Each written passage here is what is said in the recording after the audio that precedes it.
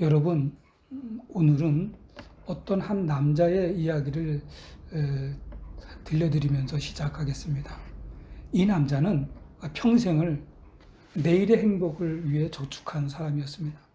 그는 가장 맛있는 음식도 나중에 은퇴하면 먹어야지, 이 정도 아꼈습니다.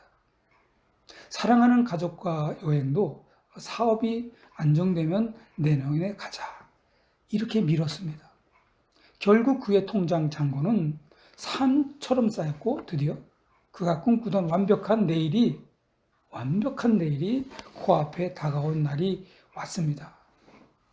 이 남자는 침대에 누워 흐뭇하게 웃으면서 생각했습니다. 이제부터 됐다. 내일부터는 정말 인생을 즐겨야지.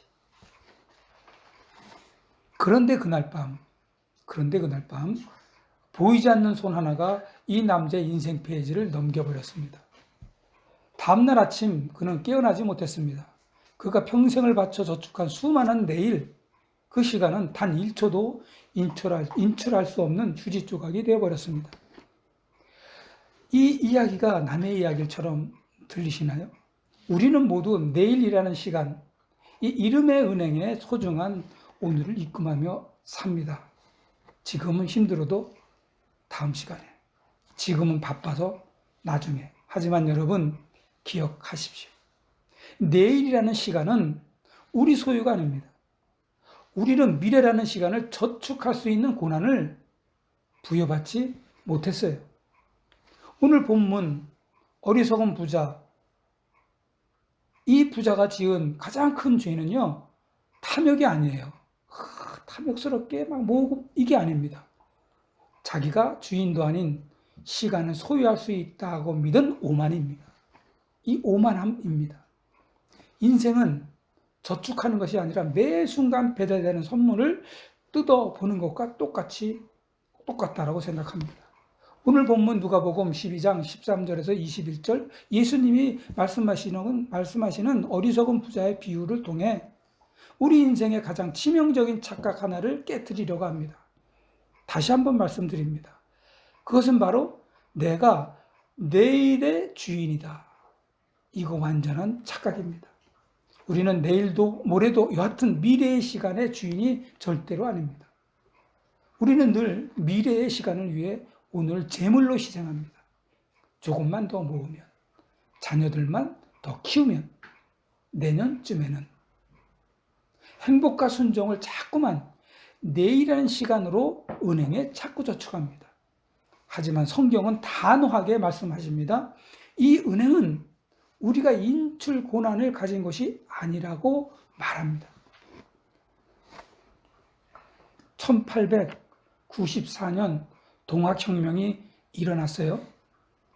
그 착한 농민들이 수탈에 못 이겨서 혁명이라는 난을 일으켰어요. 여러분, 이 혁명 막으려고요, 우리나라가 청나라를 끌어들였고요. 그랬더니 청나라가 들어오니까 일본 애들이 또 아주 이 나라를, 자기 나라 들어와 버렸어요. 이렇게 나라가 엉망진창이었어요. 동학혁명이 일어나기 4년 전에 1890년에 마포 3열 선교사가 이 땅에 발을 내딛습니다. 조선은 희망이라곤 찾아볼 수 없는 척박한 땅이었죠. 마포 3열 선교사님은 지금은 너무 어려우니까 10년 뒤에 기약하자고 몸을 사리지 않았어요. 또 평양거리를 돌아다니실 때, 여러분, 키 큰 외국 사람이 돌아다니니까 어린애들이 돌멩이를 던진 거예요. 이런 상황에서 하루도 아니고 매일같이 마포 3열이 돌멩이를 맞으니까 마포 3열 선교사님이 나중에 상황이 좋아지면 사역하겠다고 말하지 않았습니다. 그리고 1948년 10월 19일에 여수 순천 반란 사건이 일어납니다. 이때 손양원 목사님의 두 아들 동인, 동신 두 아들이 여수고등학교, 그 다음에 중학교에 다니고 있었어요. 동인동신이 좌익계 학생들에게 붙잡혀가지고 그 자리에서 총살당합니다. 두 아들을 잃은 그 참혹한 슬픔의 현장에서 손영원 목사님은 나중에 마음이 추스러지면 감사하겠다라고 말씀하지 않고 생각하지 않고 손양원 목사님은 그 자리에서 곧바로 10가지 감사를 하십니다. 첫 번째 감사가 나 같은 죄인의 혈통에서 순교의 자식들을 나오게 하셨으니 하나님 감사합니다. 두 번째, 삼남 삼녀 중에서 가장 아름다운 두 아들 장자와 차자를 바치게 된 나의 축복을 하나님께 감사합니다. 세 번째로, 허다한 많은 성도들 중에 어찌 이런 보배를 주께서 하필 내게 주셨으니 그 점 또한 주께 감사합니다. 네 번째, 한 아들의 순교도 귀하다 하거늘 하물며 두 아들의 순교리요. 하나님 감사합니다. 예수 믿다가 누워 죽는 것도 큰 복이다 하는데 하물며 전도하다 총살 순교 당하리니 하나님 감사합니다. 미국 유학 가려고 준비하던 내 아들 미국보다 더 좋은 천국 갔으니 하나님 감사합니다. 나의 사랑하는 두 아들을 총살한 원수를 회개시켜 내 아들 삼고자 하는 사랑의 마음을 주신 하나님 감사합니다. 내 두 아들 순교로 말미암아 무수한 천국의 아들들이 생길 것이 믿어지니 우리 아버지 하나님 감사합니다. 아홉 번째로, 이 같은 역경 중에서 이상 8가지 진리와 하나님의 사랑을 찾는 기쁜 마음, 여유 있는 믿음 주신 우리 주 예수 그리스도께 감사합니다. 마지막 10번째, 손양원 목사님은 이렇게 말씀합니다. 나에게 분수에 넘치는 과분한 큰 복을 내려주신 하나님께 모든 영광을 돌립니다. 여러분, 이 기도문은요, 두 아들의 장례식장에서 드린 기도예요. 아버지 손양원 목사의 이 감사 답서로 장례식장이 눈물바다가 됐습니다.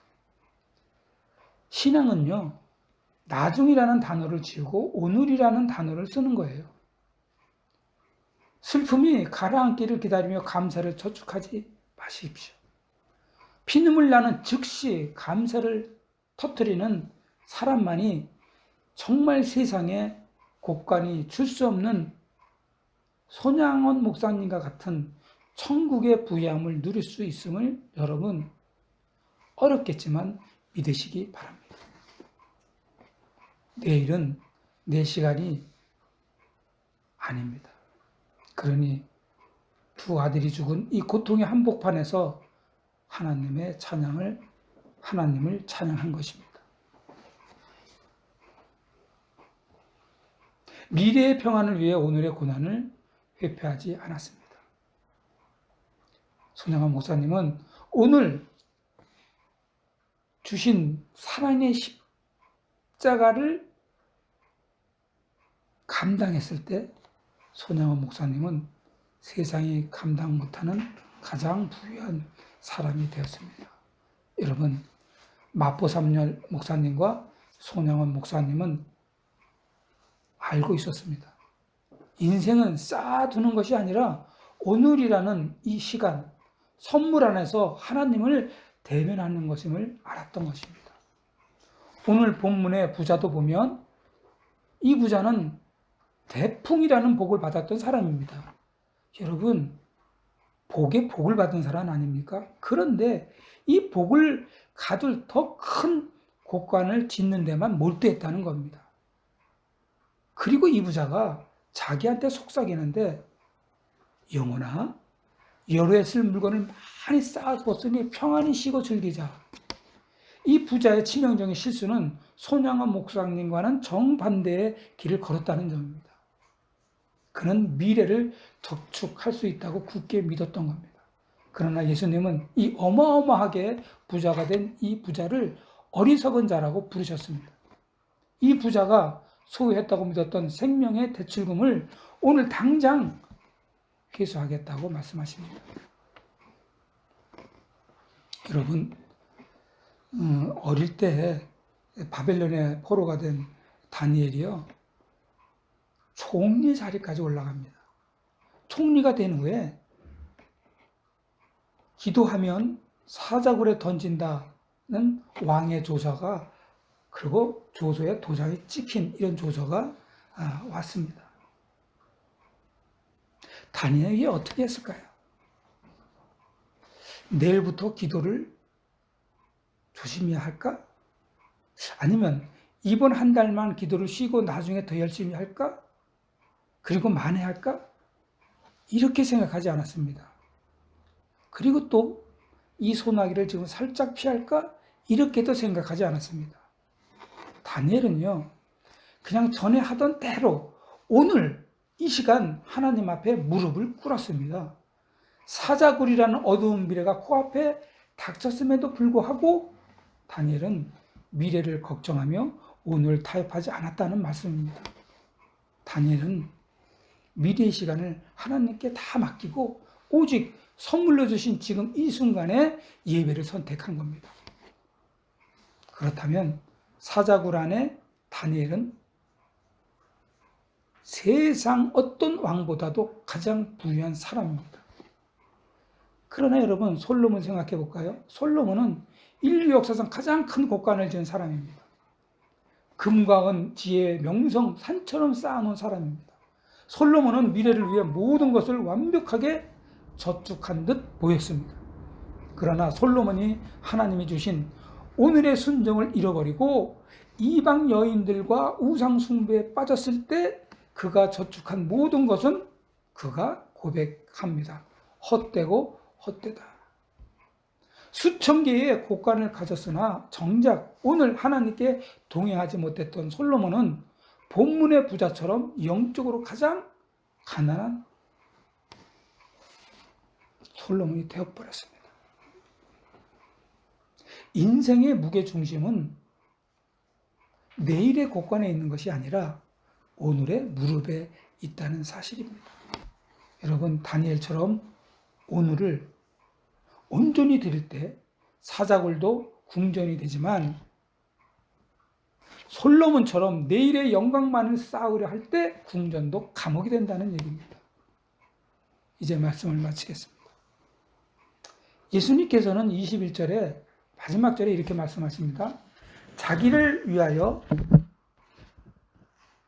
재물을 쌓아두고 하나님께 대하여 부요하지 못한 자가 이와 같으니라 라고 결론으로 말씀드립니다. 우리는 부유한 거지로 살 것인가 아니면 가난해 보이나 가장 부유한 자로 살 것인가를 지금 이 자리에서 결정해야 합니다. 여러분, 우리에게 욥이라는 위대한 증인이 있어요. 욥은 하루아침에 모든 저축이 날아가 사람입니다. 그때 욥이 하나님께 이렇게 고백하죠. 주시니도 여호와시요 거두시니도 여호와시니 여호와의 이름이 찬송을 받을지어다. 이렇게 고백한 사람입니다.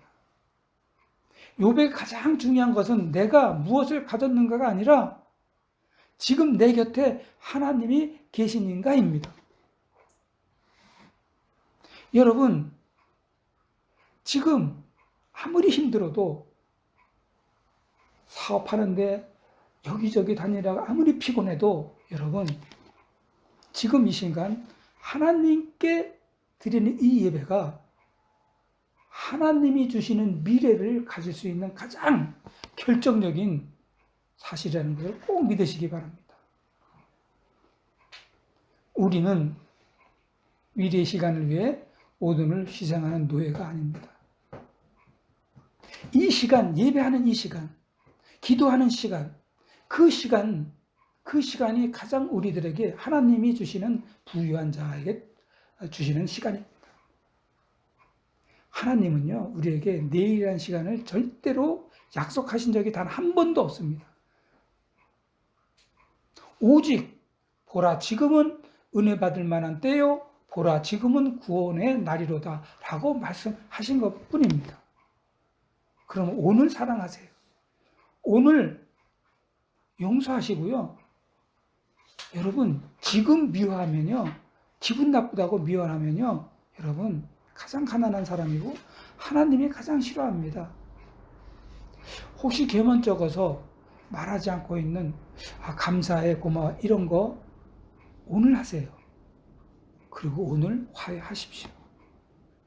오늘 하나님 앞에 여러분의 전부를 드리시기 바랍니다. 미래라는 시간이 말로 보이지 않는 우상이라는 사실을 여러분 새롭게 깨닫기 바랍니다. 여러분의 소중한 오늘을 희생의 제물로 바치지 마세요. 내일은 여러분의 시간이 아닙니다. 내일은 하나님이 여러분에게 대출해 주셔서 여러분이 받을 수 있을 뿐인 것입니다. 그러므로 인생에 대해서 겸손한 마음을 가지세요. 그리하시면 여러분은 하나님께서 정말 자유를 주시고 자유로 인도하실 것입니다. 지금 자유하세요. 여러분, 감옥에 있는 사람만 자유가 필요한 게 아닙니다. 압박에, 협박에, 오해에 아무리 내가 잘해도 무수한 공격을 받는 이 세상에서 옥상 위로 뛰어오른 사람이 정말 생각보다 있어요. 그러나 그 모든 공격에서 하나님께서 자유로 인도해 주신다는 사실입니다. 내일에 걱정하지 마세요. 하나님께서 오늘 여러분에게 부어주시는 이 신선한 만나, 이 신선한 이 시간을 기쁨으로 취하세요. 화내지 마시고 기분 나쁘게 여기지 마시고 기쁨으로 가지시라는 말씀입니다. 하나님과 함께 걷는 오늘의 이 걸음이 세상 그 어떤 근거보다 든든한 여러분의 자산이 될 것입니다. 여러분, 우리는 미래라는 시간을 저축할 수 없다는 걸 다시 한번 말씀드리고, 그러므로 오늘 선물로 주어진 오늘 이 시간을 아름답게 살아가는 여러분 되시기를 축원합니다. 다 같이 기도하겠습니다. 하나님 아버지, 더 큰 곳간을 지으려다 오늘 곁에 계신 하나님을 잃어버렸던 우리 어리석음을 용서하여 주시옵소서. 하나님, 마포삼열 선교사님처럼 돌팔매질 속에서도 오늘 순종하기를 우리가 원합니다. 손양원 목사님처럼 슬픔의 한복판에서도 즉시 감사하기를 정말 간절히 원하오니 내일이라는 시간의 허상을 붙잡느라 하나님의 선물로 주신 오늘을 낭비하지 않게 하여 주시옵소서. 쌓아두는 인생이 아니라 오늘 전부를 걸어 하나님께 대하여 가장 부유한 자가 되게 하여 주시옵소서. 우리 구주 예수 그리스도의 이름으로 기도합니다. 아멘.